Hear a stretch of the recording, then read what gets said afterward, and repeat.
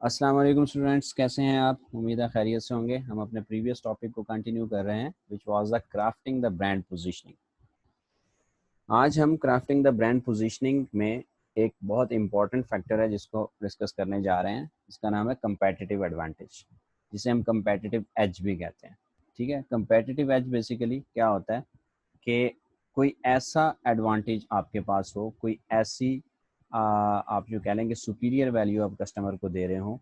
In terms of price भी हो सकता है, in terms of product attributes भी हो सकता है, in terms of product quality भी हो सकता है। यानी आप कस्टमर को सुपीरियर वैल्यू प्रोवाइड करते हैं सेम प्राइस के अंदर जो कि कंपैटिटर का प्राइस है, या आप कस्टमर को कम प्राइस में सेम प्रोडक्ट के एट्रीब्यूट्स, सेम प्रोडक्ट की क्वालिटी प्रोवाइड कर रहे होते हैं जो कि आपके कंपैटिटर का प्रोडक्ट है।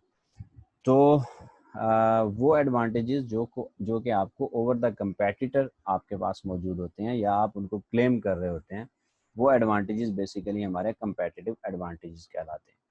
तो आते हैं इसकी डेफिनेशन की तरफ। Competitive advantage is an advantage over competitors gained by offering consumer greater value either through lower prices और by providing more benefits that justify higher price.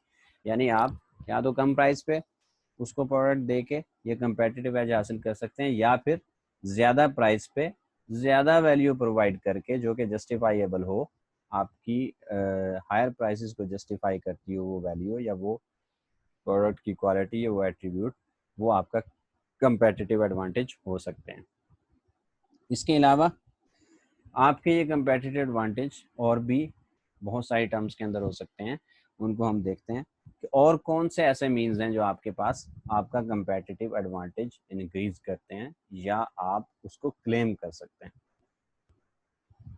अच्छा जी, मीन्स ऑफ डिफरेंशिएशन या मीन्स ऑफ कंपेटिटिव एडवांटेज आपके कौन से हो सकते हैं? Basically हम डिफरेंशिएशन के थ्रू ही अपना कंपेटिटिव एडवांटेज गेन करने की कोशिश कर रहे होते हैं।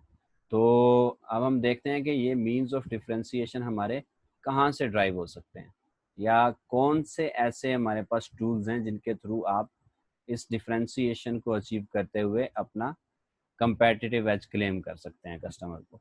सबसे पहले आपके पास एम्प्लॉइज़ हैं। अगर आपके पास एम्प्लॉइज़ अच्छे हैं आपके ऑर्गेनाइजेशन के अंदर, जो कि ऑनेस्ट हैं आपके साथ, ज़्यादा स्किल्ड हैं, ज़्यादा इंटेलिजेंट हैं, ज़्यादा पढ़े लिखे हैं, ज़्यादा एक्सपीरियंस्ड हैं, तो हो सकता है ओवर द कंपेटिटर आपको ये एज हासिल हो, अगर ये सारे एट्रीब्यूट्स या ये वाले एम्प्लॉइज़ आपके कंपेटिटर के पास नहीं है। उसके अलावा चैनल्स हैं आपके, मार्केटिंग चैनल्स। मार्केटिंग की बात करें तो हम इसमें पर्टिकुलरली मार्केटिंग चैनल्स की बात करेंगे। मार्केटिंग चैनल से मुराद ये है कि आपके इंटरमीडिएटरीज इसमें इन्वॉल्व होते हैं, आपके सप्लायर्स इसमें आ जाते हैं, आपकी आउटलेट्स आ जाती हैं, आपके ब्रांड्स की, आपकी प्रोडक्ट की रीच आ जाती है कस्टमर्स तक। यानी एंड यूज़र तक पहुंचाने के लिए जो भी चैनल्स आपके आपके और आपके कस्टमर के दरमियान में यूज़ हो रहे हैं, वो कितने इफेक्टिव हैं, वो कितने अच्छे हैं। ठीक है, आपकी डिलीवरी कितनी जल्दी कस्टमर के पास पहुंच रही है। ठीक है, आपका जो होलसेलर है या आपका जो आप यूँ कह लें कि डिस्ट्रीब्यूटर है किसी भी सिटी के अंदर, या आपकी अपनी आउटलेट है, वहाँ पर कस्टमर को वो सुपीरियर वैल्यू प्रोवाइड कर रहे हैं। आपकी अवेलेबिलिटी कस्टमर को अच्छी तरह से, कस्टमर के लिए आपकी अवेलेबिलिटी प्रोडक्ट की बना रहे हैं या नहीं बना रहे हैं। तो वो जितने ज़्यादा इफेक्टिव होंगे ओवर द कंपेटिटर, तो ये भी आपका मीन्स ऑफ डिफरेंशिएशन होगा या फिर आपका कंपेटिटिव एज हम इसको कहेंगे। उसके अलावा आपका फर्म का इमेज है। अगर आपकी फर्म का पॉजिटिव इमेज है, कस्टमर आपके लिए positive word of mouth generate कर रहा है, आपको पॉजिटिवली कस्टमर कंसीडर करता है आपके ब्रांड को, तो वो भी आपका मीन ऑफ डिफरेंशिएशन भी हो सकता है और आपका कंपेटिटिव एज भी हो सकता है। उसके बाद सर्विसेज हैं। सर्विसेज से मुराद ये है कि आफ्टर सेल सर्विसेज भी हो सकती हैं। ठीक है, इसके अलावा ये आपकी वो सर्विसेज भी हो सकती हैं जो कि आप along with the product provide कर रहे हैं कस्टमर को। फॉर एग्जांपल, किसी कस्टमर ने आपसे एयर कॉन खरीदा एसी कमरे के लिए, तो आप उसकी इंस्टॉलेशन फ्री दे देते हैं। ठीक है, आप कहते हैं कि जी हमारा बंदा जाएगा, आपको इंस्टॉलेशन की सर्विसेज हम प्रोवाइड करेंगे।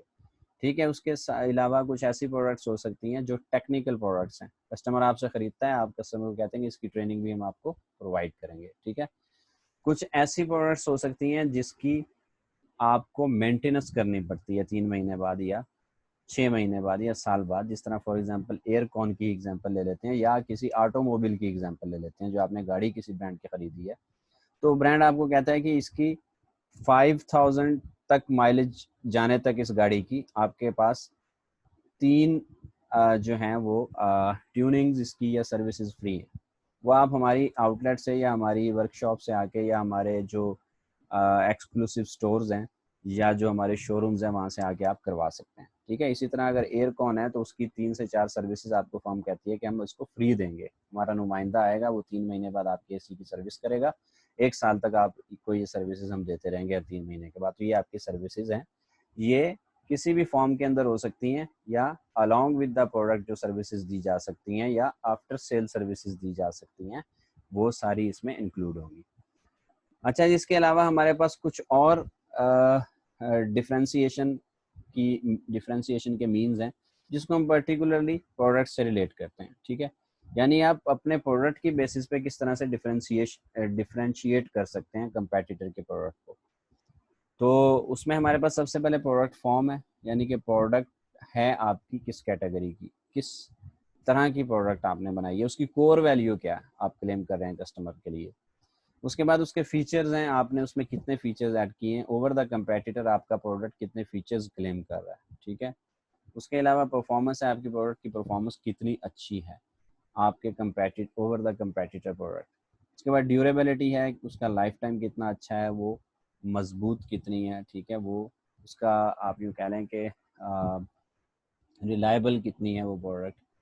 उसके अलावा रिलायबिलिटी आगे रिलायबिलिटी से मुराद ये है कि वो रिलायबल कितनी है, कस्टमर कितना उसके ऊपर ट्रस्ट कर सकता है। कस्टमर अगर एक इन्वेस्टमेंट कर रहा है या कॉस्ट पे कर रहा है किसी चीज़ की, तो जो उसकी एक्सपेक्टेड वैल्यू है वो क्या उसको मिल रही है, क्या वो समझता है कस्टमर कि मैं इस प्रोडक्ट पे इन्वेस्ट करूँगा तो ये मेरे लिए रिलायबल है, ये मुझे उतनी वैल्यू को जस्टिफाइड कर पाएगी या उस कॉस्ट को जस्टिफाई कर पाएगी जो मैंने पे की है इसके लिए।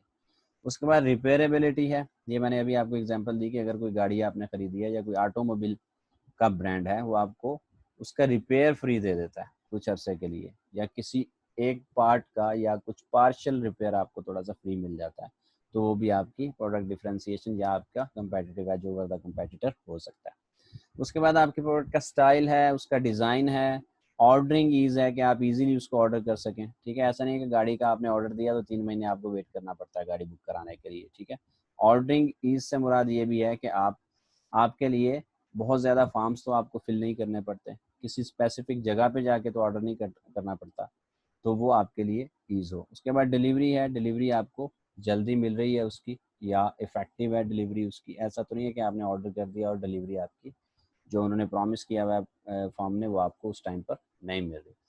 उसके बाद इंस्टॉलेशन है, ये हम ऑलरेडी डिस्कस कर चुके हैं कि इंस्टॉलेशन से मुराद ये है कि आपको कंपनी फ्री इंस्टॉलेशन दे देती है उस प्रोडक्ट की। ठीक है, वो भी आपके लिए पॉइंट ऑफ डिफरेंशिएशन या फिर कंपेटिटिव एज हो सकता है। उसके बाद कस्टमर ट्रेनिंग्स ऑलरेडी हम डिस्कस कर चुके हैं। कोई टेक्निकल प्रोडक्ट आपने खरीदी है, कोई सॉफ्टवेयर आपने खरीदा है जिसके बारे में आप नहीं जानते, तो उसकी ट्रेनिंग्स की वीडियोस भी आपको साथ में भेज दी जाती हैं कि आपकी ये प्रोडक्ट की ट्रेनिंग भी हमारे ज़िम्मे है, आप इन वीडियोस को देखें तो आप इससे ट्रेन हो जाएंगे, या फिर आपको पर्टिकुलर कोई एक दिन रख दिया जाता है कि आप इस दिन आ जाएं, इस दिन आपकी ट्रेनिंग होगी इस प्रोडक्ट के लिए। उसके बाद कस्टमर काउंसलिंग है, कस्टमर कंसल्टिंग भी हम इसको कहते हैं, यानी कि कस्टमर को अगर कोई इशू आ रहा है तो कस्टमर किससे कंसल्ट करे। आपका कोई कस्टमर केयर सेंटर मौजूद है, कोई कस्टमर सर्विसेज आपकी ऑनलाइन या ऑफलाइन या फिजिकल स्टोर कोई या फिजिकल सर्विस सेंटर मौजूद है जहाँ पर जाके कस्टमर आपसे कंसल्ट कर सकता है। उसके बाद मेंटेनेंस है, मेंटेनेंस अगेन वो गाड़ी वाली एग्जांपल इसमें डिस्कस करते हैं कि आपकी मेंटेनेंस गाड़ी की जो है वो या तो चीपर देगी अगर आप कंपनी के आउटलेट से लेंगे, या फिर आपको कुछ ना कुछ पार्शियल वो उसके ऊपर डिस्काउंट देगी। तो ये सारी चीज़ें भी प्रोडक्ट से रिलेटेड आपका जो है कंपेटिटिव एज या आप यूँ कह लें कि पॉइंट ऑफ डिफरेंशिएशंस हो सकते हैं। तो ये हमारा आज का टॉपिक था, डिफरेंशिएशन या कंपेटिटिव एज भी हम इसको कहते हैं। तो उम्मीद है आपको समझ आई होगी। अपना ख्याल रखिएगा।